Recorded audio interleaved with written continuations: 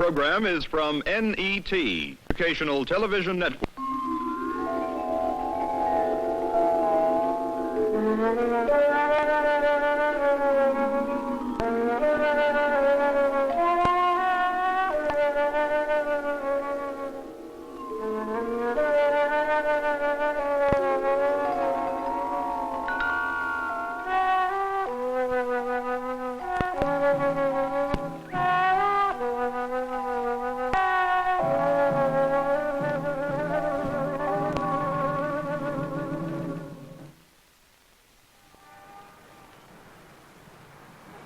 Everything we human beings ever do, no matter how ordinary it seems, has a complex beginning in our brains.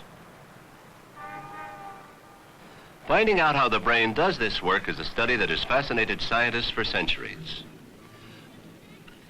One puzzling aspect of the study is the fact that all our activities are controlled not by one brain, but by two interconnected half-brains. Why do we have a double brain? Dr. R.W. Sperry of the California Institute of Technology is seeking the answer. Working with him on a series of unique experiments is Dr. Michael Gazzaniga. The brain, is, of course, is an enormously complex structure. In fact, it's kind of redundantly complex. We have two cerebral hemispheres, and in the body we have two kidneys, we have two lungs. We have this double nature throughout the whole body system. And now we know that the lung and the kidney can operate separately and independently, but it becomes a fascinating question to know whether the two cerebral hemispheres can operate separately and independently, or how dependent are they? Well, the way to get at this question would be to separate the two cerebral hemispheres by the major intrahemispheric connection. And we do this surgically in the cat and monkey by sectioning this structure, as can be seen in this half-brain section. It is called the corpus callosum, and it has over 2 million nerve fibers, and they richly interconnect the two halves of the brain. Once this is sectioned, or once we're after the question of what can each cerebral hemisphere do, we have to be able to lateralize the sensory input to one or the other cerebral hemisphere. We have to make an additional surgical lesion, and it's at the point where the optic nerves come back from the eyes and cross. It's called the optic chiasm. By sectioning down the midline, the optic chiasm, we can in effect make it so that what the animal sees through the left eye it is primarily projected to the left hemisphere, and what the animal sees through the right eye, only the right hemisphere sees. And by sectioning the optic chiasm, and in addition the corpus callosum, as we've explained, we can begin to test the dependence and independence of each cerebral hemisphere. The approach is quite simple. You make a midline incision over the top of the animal's skull, and you turn a rather large bone flap back so that you can expose the brain over the midline.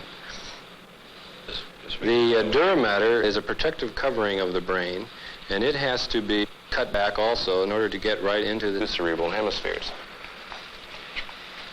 Once this is exposed, one separates the cortex with a retractor, goes down in between the cerebral hemispheres by using a suction technique.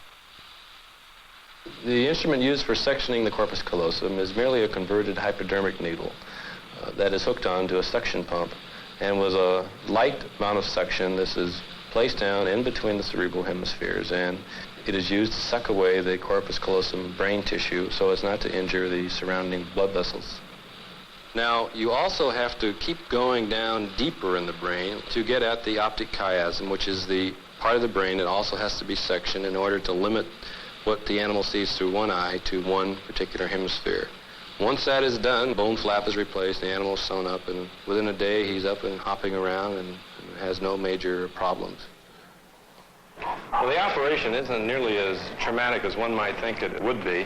There's no noticeable behavioral changes. Their personality doesn't change. In fact, there are instances where a monkey was king of a colony, was operated upon. Following surgery, he was still king of the colony, and none of the monkeys could detect that he had been altered.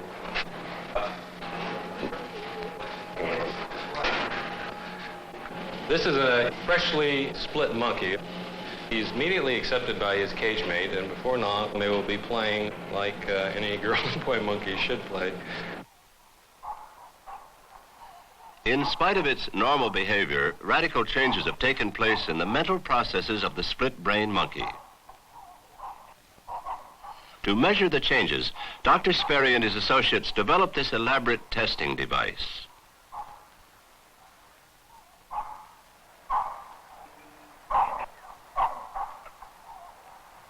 It tests one half of the monkey's brain without involving the other half. Here, Dr. Gazzaniga tests one hemisphere by making the animal retrieve food with its right hand, using only its sense of touch.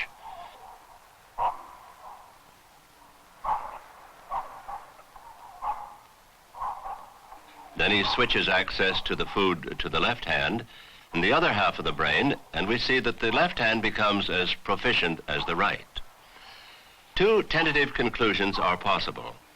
First, the two halves of the split brain can operate independently as though each were a single brain. Second, there is no transfer of information between the two hemispheres.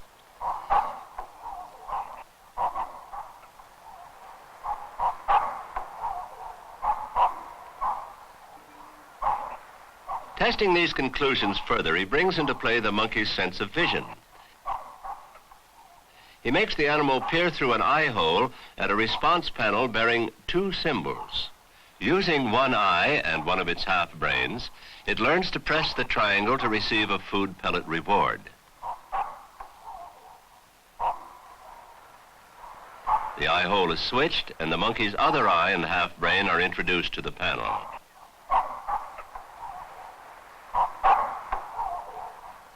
It is now confused and makes many mistakes. The left brain, which knows how to do the trick, cannot pass its knowledge to the right brain. The test confirms the previous conclusions. In the split brain monkey, the two halves of the brain have separate memories and can perform independently. Do these conclusions apply to the human brain? To find out, two subjects were tested whose brains had been sectioned to relieve epilepsy. Test results showed that speech is localized in only one half brain. Dr. Gazzaniga now reconstructs the test. You must remember, though, that in the surgery on these two people, their optic chiasm was not sectioned as it was in the monkey because there was no reason to section it. Therefore, these people, when they look through one eye, visual information goes to both hemispheres. We can't have that in our specific testing situations. So by using this gadget that we've made, we can prevent that. It's just true that the anatomy of the human visual system allows so that when a person fixates on a central point, what one sees to the left of that point is projected to the right hemisphere, and what one sees to the right of that point is projected into the left hemisphere. So that a split brain person can be sitting here, and when we flash on a picture, say an orange, into the right visual field, that information is only projected into the left hemisphere. And we found that the patient says that he describes it as an orange, and no matter what the stimuli, words, pictures, they describe in a correct manner.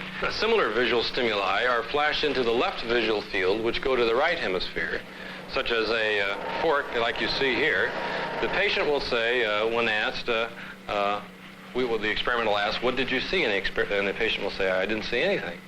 And the experimenter will then say, well, pick out the card that best describes what you may have seen. And sure enough, the patient goes out very calmly and points to the word fork. So that what happens in the split brain patient is that all the sensory information that is projected and arrives in the left hemisphere can be talked about. But all that information that arrives in the right hemisphere is perceived and acted upon, but it is not talked about because the patient has no awareness of it in terms of his ability to verbally, audibly express it out loud. If speech originates in the left half of the brain, are there any functions special to the other half? Here, a split brain subject provides the answer. As he tries to copy this pattern with blocks, we discover his ability is confined to his right half brain. Now let's remember that the left hand is governed from the right hemisphere, and you will see that he has absolutely no problem in solving the problem. When the patient tries to solve the problem with his right hand, which is governed from the left hemisphere, we find that he is not capable of doing it. Namely, that the right hand, which is governed from the left hemisphere, is intrinsically incapable of performing this kind of visual constructional tasks. It's interesting to note that the whole perspective is gone. He has 3-in-1 block combinations. It doesn't even square them up. You can see the left hand wants to keep helping the right and is interfering. Well, we're now seeing that the left hand can perform the problem and that the right hand cannot. Now the question becomes, what happens when you allow both hands together to try to solve the problem? And what we find out is that they fight over each other. One hand knows how to do it, and one hand does not, and so they more or less squabble. And the reason for this is that the hemispheres are disconnected. The right hemisphere controls the left hand, and the left hemisphere controls the right hand. And these are almost mutually independent systems. It was as if two people were fighting over performing this task. One knew how and one didn't, and one would fight for dominance of the situation. What have we gained through this research into split brains?